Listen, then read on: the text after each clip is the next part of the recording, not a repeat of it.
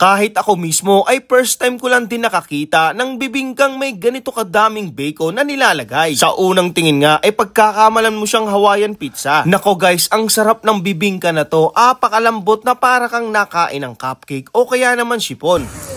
Init. Solid ng flavor na yun guys. May bacon, may itlog na maalat, tapos may cheese. Parang may kulang. Grabe guys, ito lang yung bibingka na natikman ko na parang egg pa yung texture ng tinapay niya. Ang lambot. Special bibingka po, Bombi's Special Bibingka. Gaano ka-special ang bibingka mo, ma'am? Siyempre po, ang bibingka po ng Bombi's is may 3 flavor po. Isang classic, isang ham, at saka isang bacon po. Bacon? Yes Bibingka po. may bacon? Yes po. Dito lang po yan sa Bombi's Special Bibingka. Sige ma'am, patingin nga ako ng ano mo, regular lang o yung classic.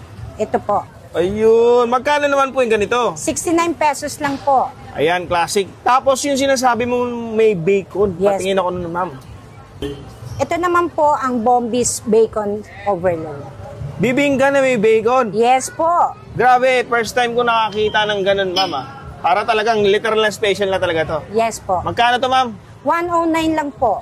Nag-o-open po kami alas 4 ng hapon hanggang alas 12 po ng madaling araw. Makikita po ang Bombi's Special Bibingka dito sa Barangay Bambor at tapat po siya ng Bambor Court. Sige ma'am, tingnan ko na to. Sige po.